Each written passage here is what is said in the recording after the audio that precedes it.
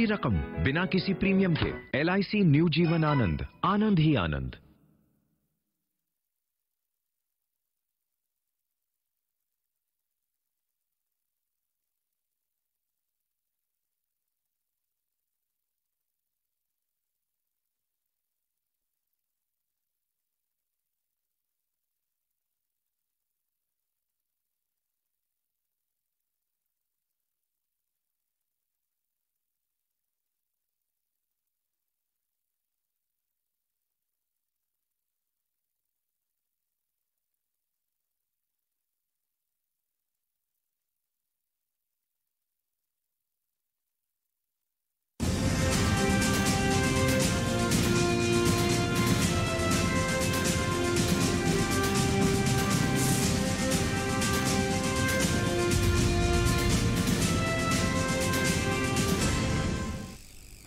नमस्कार, किसान समाचार में आप सभी का स्वागत है। मैं हूं संतोष चौधरी। तो चलिए सबसे पहले शुरुआत करते हैं मुख्य समाचारों के साथ। प्रधानमंत्री नरेंद्र मोदी ने नीति आयोग की प्रशासनिक परिषद की छठी बैठक को किया संबोधित। केंद्र और राज्यों के बीच बेहतर तालमेल पर जोर देते हुए प्रधानमंत्री ने प्रतिस्पर्धात्मक सहयोग संघवाद को जिला स्तर तक ले जाने की बताई जरूरत।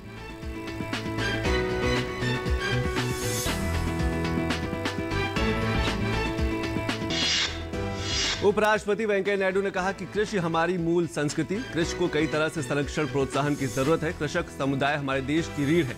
आज भी देश की 60% आबादी कृषि पर निर्भर। कृषि पर ज्यादा से ज्यादा रिसर्च होनी चाहिए।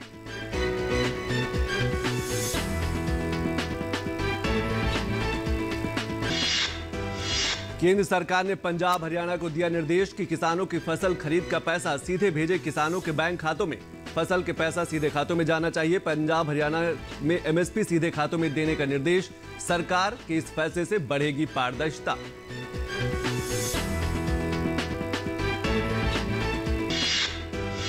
और मध्य प्रदेश के मुख्यमंत्री शिवराज सिंह चौहान ने कहा कि मध्य प्रदेश में पूरे वर्ष चलेगा वृक्षारोपण अभियान। फलदार पेड़ लगाकर किसान बढ़ाए अपनी आमदनी। मुख्यमंत्री ने कहा जलवायु परिवर्तन के कारण धरती के अस्तित्व पर संकट विद्यमान। पर्यावरण को बचाना हम सब की जिम्मेदारी।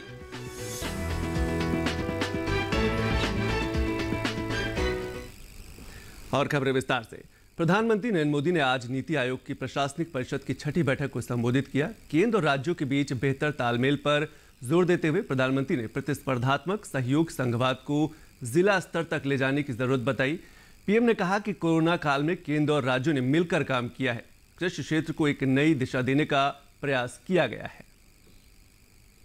साथियों, बीते वर्षों में कृषि से लेकर पशुपालन और मत्स्य पालन तक एक होलिस्टिक अप्रोच अपनाई गई है। इसका परिणाम है कि कोरोना के दौर में भी देश में कृषि निर्यात में काफी बढ़ोतरी हुई है, लेकिन हमारा पोटेंशियल इससे अनेक गुना ज्यादा है। हमारे प्रोडक्ट्स का वेस्टेज कम से कम हो, इसके लिए स्टोरेज और प्रोसेसिंग पर भी ध्यान देने की जरूरत है और उसमें इन्वेस्टमेंट के लिए हमें जितने भी पोटेंशियल जहां भी है उसको जोड़ना पड़ेगा। पीएम ने कहा कि देश का प्राइवेट सेक्टर देश की विकास यात्रा में और ज्यादा उत्साह से आगे आ रहा है। लिहाजा सरकार को निजी क्षेत्र की ऊर्जा का सम्मान भी करना है और उसे आत्मनिर्भर भारत अभियान में उतना ही अवसर भी देना है। प्रधानमंत्री ने कहा कि केंद्र सरकार ने विभिन्न क्षेत्रों के लिए PLI योजनाएं शुरू की हैं। ये देश में मैन्युफैक्चरिंग बढ़ाने का बेहतरीन अवसर है। राज्यों को भी इस स्कीम का पूरा लाभ लेते हुए अपने यहाँ ज्यादा से ज्यादा निवेश आकर्षित करना चाहिए। साथ ही साथ राज्यों में एक्सपोर्ट सिस्टम को भी और बढ़ाना चाहिए। हमारे हर राज्य की अपनी एक खूबी है। हर राज्य के हर जिले के पास अपना हुनर है, अपनी खासियत है। सरकार द्वारा देश को ये सैकड़ों जिलों के प्रोडक्ट्स को शॉर्टलिस्ट करके उनके वैल्यू एडिशन के लिए, मार्केटिंग और एक्सपोर्ट के लिए उन्हें प्रमोट किया जा रहा है। इससे राज्यों के बीच एक स्वस्थ स्पर्धा अभी प्रारंभ हुई है, लेकिन आगे बढ़ाना है। कौन राज्य सबसे ज्यादा एक्सपोर्ट करता है, अधिक से अधिक प्रकार की चीजें एक्सपोर्ट करता है, अधिकतम देशों में एक्सपोर्ट करता है, अधिक से अधिक मूल्य की चीजें एक्सपोर्ट करता है, और फिर जिलों में भी ये स्पर्धा कैसे बने और हम एक्सपोर्ट पर विशेष बल हर राज्य हर जिला कैसे दे। हमें इस प्रयोग को जिलों और ब्लॉक्स के बीच भी लेकर जाना है। प्रधानमंत्री ने कहा कि गरीबों को सशक्त करने के लिए कई योजनाएं हैं, उन्हें पारदर्शी तरीके से लोगों तक पहुंचाना सभी राज्य सरकारों की जिम्मेदारी होनी चाहिए। हमारे देश के गरीबों को एम्पावर करने की दिशा में बैंक खाते खुलने से, टीकाकरण बढ़ने से, स्वास्थ्य सुविधा बढ़ने से, मुफ्त बिजली कनेक्शन मिलने से, मुफ्त गैस कनेक्शन, मुफ्त शौचालय निर्माण की योजनाओं, उनके जीवन में, खास करके गरीबों के जीवन में एक अभूतपूर्व बदलाव नजर आ रहा है। 2014 के बाद से देखें तो गांवों और शहरों को मिलाकर 2 करोड़ 40 लाख से ज्यादा घरों का निर्माण पूरा किया गया है। उसी प्रकार से पानी की कमी और प्रदूषित पानी से होने वाली बीमारी लोगों के विकास में बाधा न बने, कुपोषण की समस्याओं को वो बढ़ाए नहीं, इस दिशा में भी मिशन मोड में काम हो रहा है। और अब बात करेंगे असम में बढ़ते पर्यटन की। साल 2018 में प्रधानमंत्री नरेंद्र मोदी ने बोगीबिल पुल का उद्घाटन किया था। आज पुल के आसपास का इलाका इको टूरिज्म के क्षेत्र में तेजी से विकसित होता जा रहा है। डिब्रूगढ़ में ब्रह्मपुत्र नदी पर तैरता रेस्टोरेंट आज आसपास के इलाकों के साथ साथ दूसरे राज्यों के पर्यटकों को भी आकर्षित कर रहा है। डिब्रूगढ़ से पेश हमारे संवाददाता नीरज सिंह की यह खास रिपोर्ट। एक पुल किसी क्षेत्र की तस्वीर कैसे बदल सकता है, इसका उदाहरण है डिब्रूगढ़ और धेमाजी को जोड़ने वाला बोगीबिल पुल। 2018 में प्रधानमंत्री नरेंद्र मोदी ने इस पुल को देश को समर्पित किया था। उस समय उन्होंने कहा था कि यह पुल इको टूरिज्म में मील का पत्थर साबित होगा। उनका ये कथन आज डिब्रूगढ़ के धरातल पर दिखाई दे रहा है। यहाँ एक फ्लोटिंग रेस्टोरेंट की शुरुआत हुई है, जिसके लिए रेलवे ने जमीन उपलब्ध करवाई है। ब्रह्मपुत्र नदी पर तैरते रेस्टोरेंट में आने वाले पर्यटकों की संख्या ये बताती है कि लोग कितना इसे पसंद कर रहे हैं। यहाँ पे आके कितना अच्छा लग रहा है, क्योंकि कितना सेरीन है, इतना पीसफुल है, तो घूम के भी बहुत अच्छा लग रहा है। बहुत ही डेवलपमेंट और बहुत ही अच्छा ये अभी बना है, पहले से बहुत बेटर हुआ है और यहाँ पे धीरे धीरे टूरिस्ट भी आ रहे हैं और आना चाहिए, तभी इस एरिया का डेवलपमेंट होगा। रेलवे बोगीबिल पुल के आसपास इको टूरिज्म को बढ़ावा देने के लिए तेजी के साथ काम कर रहा है। इससे आसपास के युवाओं को रोजगार भी मिल रहा है। मोदी जी ने ये पुल इनॉग्रेट करने का बाद इस जगह का जो नेचुरल ब्यूटी के साथ जो हम लोग का मॉडर्नाइजेशन का जो नया एक हमारा सामने एक ब्रिज दिखाई पड़ा सबको। इस जगह का माहौल कुछ बदल गया। इसमें जो इस एरिया में बहुत सारा यूथ को अभी तक आपका रोजगार नहीं मिल रहा था, तो ये प्रोजेक्ट का थ्रू जैसे कि हम लोग एक स्किल डेवलपमेंट का भी काम कर रहे हैं। ब्रह्मपुत्र नदी की सैर के साथ उसके ऊपर लजीज खाने का मजा आपकी यात्रा को रोमांच से भर देता है। दूसरे राज्यों से भी लोग यहाँ घूमने के लिए आ रहे हैं। ब्रह्मपुत्र नदी सिर्फ यहाँ के लोगों की जीवन रेखा ही नहीं है, बल्कि इस नदी के आसपास इको टूरिज्म की अपार संभावनाएं हैं। ये ऐसा क्षेत्र है जहाँ कम समय और कम लागत में बड़े पैमाने पर रोजगार सृजन किए जा सकते हैं। यहाँ काम करने वाले और घूमने के लिए आने वाले पर्यटकों की संख्या इस बात के सबूत हैं। 2018 में प्रधानमंत्री नरेंद्र मोदी ने बोगीबिल ये पुल है इसका उद्घाटन किया था और ये कहा था कि ये पुल भौगोलिक दूरियों के साथ साथ इको टूरिज्म में एक बड़ी भूमिका निभा सकता है और उसका असर दिखाई भी दे रहा है। डिब्रूगढ़ में फ्लोटिंग रेस्टोरेंट है, वो इको टूरिज्म में कह सकते हैं कि एक बड़ी भूमिका निभा रहा है। बड़े पैमाने पर जो लोग हैं वो यहाँ पहुंचते हैं, तो आर्थिक तरक्की डिब्रूगढ़ की ऐसे तमाम क्षेत्र हैं जिनसे हो सकती है। तो निश्चित तौर पर तमाम जो लोग हैं, जो टूरिस्ट हैं, वो यहाँ पर आ रहे हैं और इको टूरिज्म का लुत्फ भी उठा रहे हैं। और ये कह सकते हैं कि एक दूरदर्शी सोच है जिसका उल्लेख उन्होंने 2018 में किया था और उसका परिणाम अब डिब्रूगढ़ में भी आपको दिखाई दे रहा है। कैमरामैन राजेश रिक्की के साथ नीरज सिंह, डीडी न्यूज, डिब्रूगढ़। और उपराष्ट्रपति वेंकैया नायडू ने तेलंगाना हैदराबाद के DNA finger printing and diagnostic centre में paediatric rare genetic disease laboratory का उद्घाटन के मौके पर कहा कि कृषि हमारी मूल संस्कृति है। कृषि को कई तरह से संरक्षण प्रोत्साहन की जरूरत है। कृषक समुदाय हमारे देश की रीढ़ है और आज भी देश की 60% आबादी कृषि पर निर्भर है। कृषि पर ज्यादा से ज्यादा शोध होने चाहिए।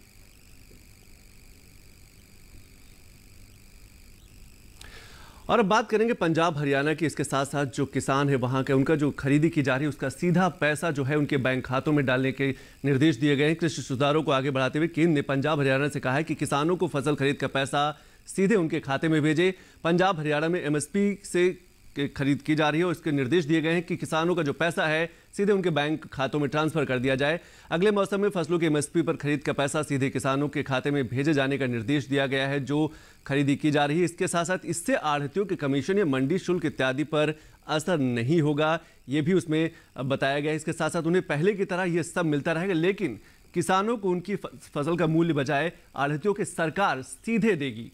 ई मोड से किसानों को भुगतान की व्यवस्था कई राज्यों में पहले से ही की जा रही है। सीधे उनके डीबीटी के माध्यम से अलग अलग राज्यों में किसानों के खातों में पैसा ट्रांसफर किया जा रहा है। हरियाणा में पिछले साल धान की खरीद इसी तरह की गई थी और जो खरीदी की गई थी उसका पैसा सीधे किसानों के खातों में भेजा गया था। पंजाब में ऑनलाइन पेमेंट ने अभी रफ्तार नहीं पकड़ी, इसीलिए प्रयास किया जा रहा है कि डिजिटलाइज के माध्यम से सीधे किसानों के खातों में पैसा पहुंचे। पंजाब और हरियाणा में गेहूं खरीद अगले कुछ सप्ताह में शुरू होने वाली है, इसीलिए ये सारी तैयारियां की जा रही हैं। यूपी, ओडिशा, छत्तीसगढ़ और मध्य प्रदेश में बायोमेट्रिक मॉडल से किसानों को भुगतान किया जाएगा, यानी कि फिंगर या अंगूठा लगा के उनका भुगतान किया जाएगा। अभी तक की व्यवस्था के मुताबिक आढ़तिये किसान को एमएसपी का भुगतान करते थे, लेकिन अब जो पैसा है वो सीधे किसानों के खातों में जाएगा। ई मोड से भुगतान करने पर व्यवस्था में पारदर्शिता आएगी और इससे सबका लाभ होगा, यानी कि किसानों का जो पैसा है सीधे उन्हें मिलेगा। मौजूदा मंडी व्यवस्था के स्थान पर ये नहीं किया जा रहा है और यह व्यवस्था पहले की तरह चालू रहेगी, पहले की तरह ये काम करेगी। भारत सरकार के सूत्रों के अनुसार सरकार किसानों को जनधन, आधार और मोबाइल की ट्रिनिटी से सीधा लाभ मिलेगा, यानी कि जैम का जो फायदा है वो सीधा किसानों को दिया जाएगा। पीएम किसान योजना का क्रियान्वयन किया जा रहा है, जिसमें किसानों का पैसा खातों में दिया जाता है और उसी तर्ज पर यह पैसा भी किसानों के खातों में भेजा जाएगा। कृषि सुधारों को आगे बढ़ाते हुए केंद्र ने पंजाब और हरियाणा को यह कहा है कि जो किसानों से खरीदी की जा रही है उसका सीधा पैसा उनके बैंक अकाउंट में ट्रांसफर किया जाए। और अब बात करते हैं मौसम की। राजधानी दिल्ली के आसपास के इलाकों में आज सुबह घना कोहरा छाया रहा। कोहरे की वजह से विजिबिलिटी काफ़ी कम रही। घने कोहरे के कारण वाहन चालकों को काफ़ी परेशानियों का सामना करना पड़ा। मौसम विभाग के मुताबिक दिल्ली में सुबह करीब 8 बजे का तापमान 13 डिग्री सेल्सियस दर्ज किया गया था।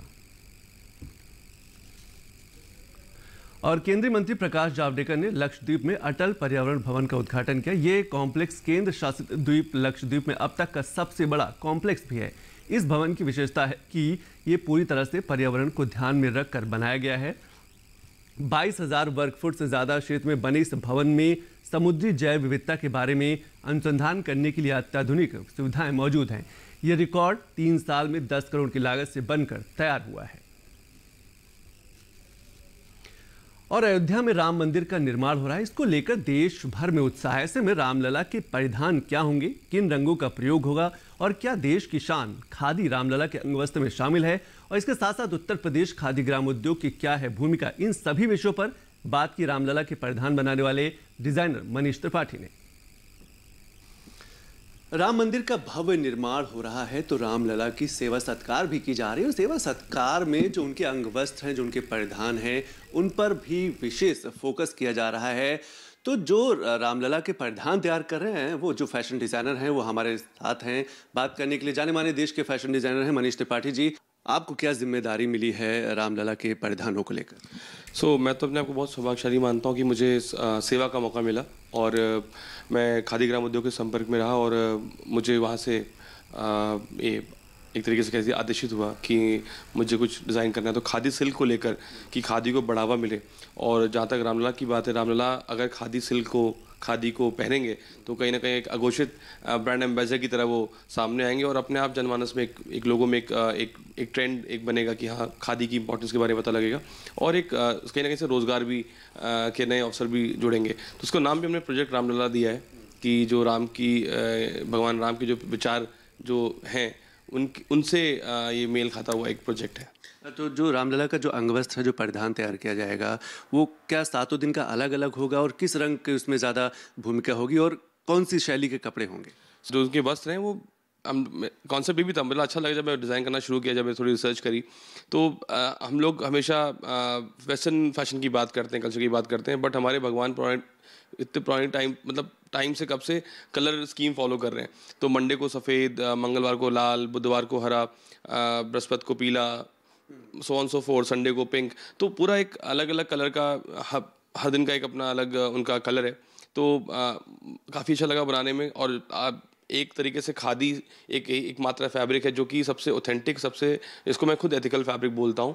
तो एक एथिकल फैब्रिक यही है। जो सिल्क के कारीगर हैं, रेशम का जो काम होता है, इसको भी एक नया ब्रांड, एक नई पहचान मिली। जब एक नया बाजार तैयार होने लगेगा, एक अपने आप में एक ट्रेंड शुरू हो जाएगा जहाँ पे खादी सिल्क से बनी हुई चीज़ें आप भगवान को प्रेषित करेंगे। तमाम हज़ारों की तादाद, लाखों की तादाद में मंदिर है पूरे देश में है। मैं समझता हूँ और भी लोग इसको अपनाएंगे। और इससे जुड़े बहुत से बुनकर हैं, वीवर्स हैं, आर्टिजन्स हैं, वो कहीं ना कहीं डायरेक्टली इनडायरेक्टली इससे लाभान्वित होंगे। तो ये अपने आप में एक बहुत अच्छी पहल है सरकार द्वारा जो की गई है। माननीय योगी सरकार ने इसको बढ़ावा दिया, उन्होंने इसको प्रेषित किया। तो मैं समझता हूँ कि बहुत अच्छी पहल है और डेफिनेटली ये खादी को एक नए आयाम पर लेकर जाएगी। और अब जिसको रामलला का आशीर्वाद मिल चुका है। और अब बात करेंगे उत्तर प्रदेश के बाराबंकी जिले की। सरकार का लक्ष्य भी है कि 2022 तक किसानों की आय जो है वो दोगुनी की जाए। इसके लिए जरूरी है कि जो युवा किसान है वो खेती किसानी में आगे आए और आधुनिक तरीके से खेती करें। बाराबंकी के कुछ युवा किसान हैं जो परंपरागत खेती को छोड़कर सब्जी की खेती कर रहे हैं और अधिक मुनाफा भी कमा रहे हैं। पेश है ये खास रिपोर्ट। उत्तर प्रदेश का बाराबंकी जिला कभी अफीम का गढ़ माना जाता था, मगर अब शिमला मिर्च, टमाटर के साथ छप्पन कद्दू की बेल्ट के रूप में भी अपनी पहचान बनाने लगा है। यहाँ पर परंपरागत खेती छोड़कर किसान सब्जियों की खेती भी बड़े पैमाने पर कर रहे हैं। प्रदेश में सबसे ज्यादा पॉली हाउस वाले इस जिले में कई किसान आधुनिक तरीके से खेती कर अच्छा मुनाफा कमा रहे हैं। ऐसे ही बाराबंकी जिले के युवा किसान प्रमोद वर्मा ने स्नातक की पढ़ाई के बाद सरकारी नौकरी की तलाश की, मगर सफलता नहीं मिलने के बाद वो सब्जियों की खेती के माध्यम से उन्होंने अपनी तकदीर बदल ली। प्रमोद वर्मा महज 5 एकड़ की खेती से मात्र 4 से 5 लाख रुपए की लागत लगाकर सालाना 15 से 20 लाख का मुनाफा कमाकर जिले में युवा किसानों के लिए प्रेरणा बन गए हैं। सब्जियों की खेती से प्रमोद की सफलता देख लगभग पूरा गांव अब सब्जियों की खेती कर रहा है और अपनी आर्थिक स्थिति बेहतर कर रहा है। हम पारंपरिक खेती करते थे पहले, जिसमें जो है फ़ायदा बहुत कम, नुकसान काफ़ी होता था। उसमें लागत बहुत ज़्यादा आती थी और फ़ायदा बहुत कम मिलता था। उसके बाद में धीरे धीरे करके उद्यान विभाग से संपर्क किया, तो वहाँ से संपर्क किया तो सब्जी की खेती के बारे में हमें नॉलेज मिली। तो जो है टमाटर, शिमला मिर्च के जो है खेती करनी मैंने शुरू की। तो 1 एकड़ में शुरुआत की मैंने, फिर धीरे धीरे करके जो है 2 एकड़ किया, 3 एकड़ किया, धीरे धीरे करके बढ़ाते गए। आज मैं 5 एकड़ में खेती कर रहा हूँ। एक छप्पन कद्दू भी शुरुआत किया, उसमें लागत बहुत कम है, मुनाफा बहुत ज़्यादा है। और गेंदा की खेती है, गोभी है, बंधा है, शिमला मिर्च है, टमाटर है, ये सब चीज़ों की खेती मैं कर रहा हूँ आज। और जो है इसी गांव में भी काफ़ी लोग जो है आकर्षित हुए हैं। धीरे धीरे करके हमारे गांव में लगभग जो है 10 हेक्टेयर में इसकी खेती हो रही है। प्रमोद वर्मा कहते हैं कि उद्यान विभाग से संपर्क करने पर सब्जियों की खेती की जानकारी लेने के बाद 1 एकड़ से टमाटर और शिमला मिर्च की खेती उन्होंने शुरू की, जिसमें अधिक मुनाफा देख अब 5 एकड़ में सब्जियों की खेती, जिनमें टमाटर, शिमला मिर्च के अलावा छप्पन कद्दू, फूल गोभी, पत्ता गोभी आदि कई प्रकार की सब्जियां उगाते हैं और सालाना 15 से 20 लाख की आय कर रहे हैं। हमारे गांव में खेती किए थे, उसी के बाद हमने चालू किया छप्पन कद्दू, टमाटर, शिमला मिर्च, बंद गोभी, फूल गोभी, गेंदा। इन्हीं के देख रेख में हमने काम चालू किया। 1 एकड़ से चालू किया, धीरे धीरे थोड़ा थोड़ा बढ़ा रहे हैं। और हमारे सरकार जो है प्रधानमंत्री किसानों की आय दुगनी करने के लिए बहुत सी स्कीम चलाए हैं, सब्सिडी दे रहे हैं सब्जी की खेती करने के लिए। जिला उद्यान अधिकारी महेंद्र कुमार ने बताया कि सफीपुर निवासी प्रमोद कुमार बागवानी के क्षेत्र में बहुत अच्छी खेती कर रहे हैं। इन्हें सरकार की तरफ से भी कई तरह की सुविधाएं दी जा रही हैं। गेंदा के अलावा पत्ता गोभी, फूल गोभी, शिमला मिर्च आदि औद्यानिक फसलों की खेती उन्होंने शुरू की और उनको देखते हुए उस गांव के काफ़ी किसान औद्यानिक फसलों की तरफ मोटिवेट हुए हैं। प्रमोद जी से मेरी बात हुई थी तो उनके अनुसार वो काफ़ी अच्छा लाभ कमा रहे हैं। उनका कहना था कि मैं 2 हेक्टेयर ज़मीन पे खेती करता हूँ और 15 से 20 लाख पर ईयर वो अपना इनकम जनरेट कर रहे हैं। ऐसे व्यक्तियों की मतलब बहुत ही आवश्यकता है और उद्यान विभाग में इनकी देखा देखी या ये काफ़ी लोग मोटिवेट हुए हैं और आशा करते हैं कि उद्यान का जो नाम है ऐसे लोग आगे चल के और बढ़िया करेंगे, नाम रोशन करेंगे। सब्जियों की खेती से पूरा गांव प्रभावित हुआ है और देखते ही देखते गांव के आसपास के लोग भी सब्जी की खेती करके अच्छी पैदावार कर रहे हैं और अपनी आर्थिक स्थिति भी बेहतर कर रहे हैं। बाराबंकी से सुनील कुमार सोनी के साथ संतोष चौधरी की रिपोर्ट, डीडी न्यूज। और अब आपको दिखाते हैं गांव के अनूठे प्रयास की समाचार के बिना सुबह अधूरी सी लगती है। नुक्कड़ों पर चाय पीते हुए अखबारों को पलटते कई लोगों को तो सबने देखा ही होगा, लेकिन क्या सुबह लाउड स्पीकर से लोगों को समाचार सुनते किसी ने देखा है? साथ ही इस लाउड स्पीकर से खेती किसानी की जानकारी भी लोगों तक पहुंचाने का काम किया जा रहा है। पेश है खास रिपोर्ट।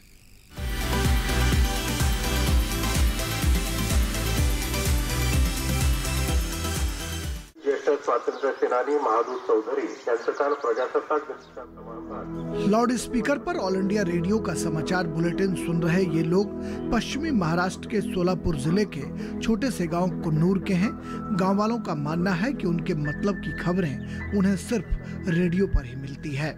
पिकाची नुकसानी कशामध्ये होते, जनावर कशामुळे मरतात, काय करावं लागतं जनावरांसाठी, कोणचं उपचार करावं, कोणची जनावरांकडे जावं, कोणची सुविधा आणावी इथं, म्हणजे जनावरांसाठी काय करावं, पिकासाठी काय करावं, आम्हाला खूप काही या बातम्यांमुळे खूप काही समजलेलं आहे।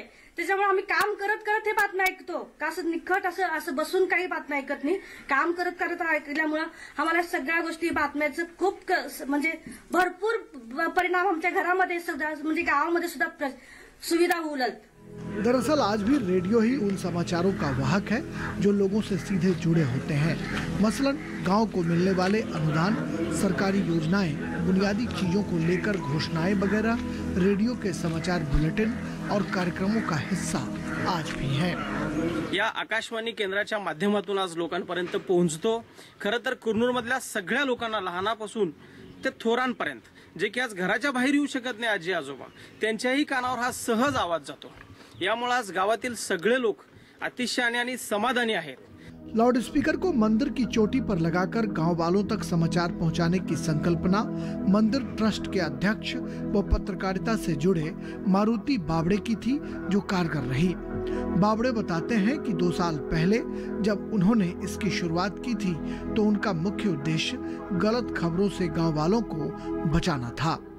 हमारे दत्त मंदिर के ऊपर लाउड स्पीकर की माध्यम से हिंदी जो न्यूज़ है, मराठी न्यूज़ है, वो सब सुबह से शाम तक सुनाते हैं। और पंतप्रधान नरेंद्र मोदी जी का मन की बात हो या राष्ट्रपति का अभिभाषण हो, कई सारे जो इन्फॉर्मेटिव प्रोग्राम हो, वो सब जो न्यूज़ या प्रोग्राम है वो सब गांवकरी लोगों को हम सुनाते हैं। उसका बहुत बड़ा फायदा लोगों को हो रहा है। एक मंदिर से समाचार का प्रसारण सुनने और देखने भले ही लीक से हटकर लगे, लेकिन समाचारों की सूचना प्रसारित करने के पीछे जो जन कल्याण का भाव छुपा है, दरअसल धर्मस्थल भी उसी जन कल्याण की भावना का ही प्रतिनिधित्व करते हैं। ऐसे में सोलापुर के इस छोटे से गांव का यह प्रयास काबिले तारीफ तो है ही, अनुकरणीय भी है।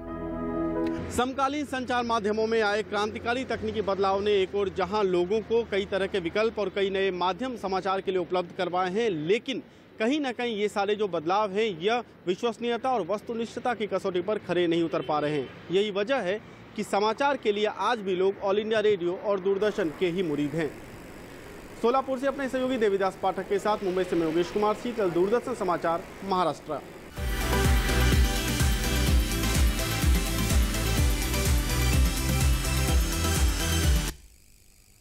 और अब बात करेंगे मध्य प्रदेश की। मध्य प्रदेश के मुख्यमंत्री शिवराज सिंह चौहान ने सचिवालय में वृक्षारोपण किया। उन्होंने कहा कि कल से मैंने वृक्षारोपण शुरू किया है। पर्यावरण दुनिया के लिए बहुत महत्वपूर्ण मुद्दा है। मुख्यमंत्री ने कहा कि जलवायु परिवर्तन के कारण धरती के अस्तित्व पर संकट विद्यमान है, इसलिए हम सबकी ड्यूटी है कि पर्यावरण को बचाने की दिशा में हम सकारात्मक काम करें। नर्मदा और पर्यावरण को बचाने के लिए केवल सरकार को ही नहीं, समाज को भी जुटना पड़ेगा।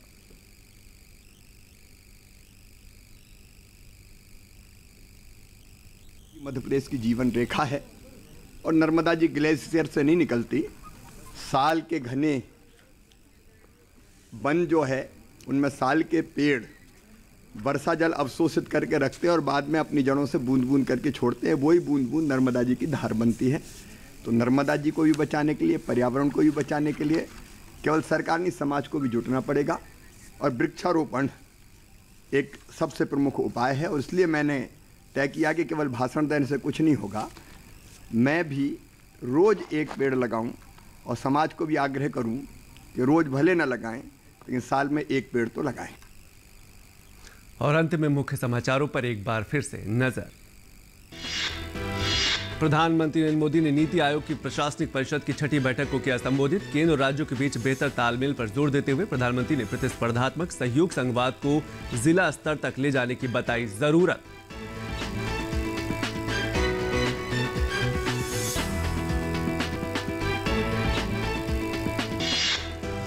उपराष्ट्रपति वेंकैया नायडू ने कहा कि कृषि हमारी मूल संस्कृति है। कृषि को कई तरह से संरक्षण प्रोत्साहन की जरूरत। कृषक समुदाय हमारे देश की रीढ़ है। आज भी देश की 60% आबादी कृषि पर निर्भर। कृषि पर ज्यादा से ज्यादा होना चाहिए शोध।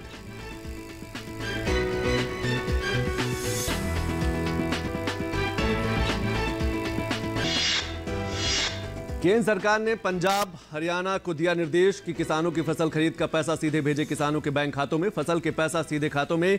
पंजाब हरियाणा में एमएसपी सीधे खातों में देने का निर्देश। सरकार के इस फैसले से बढ़ेगी पारदर्शिता।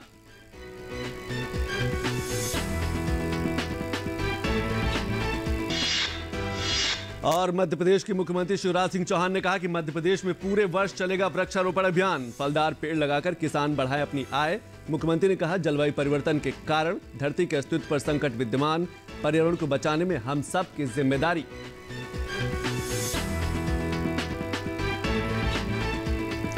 तो किसान समाचार में आज बस इतना ही। नमस्कार।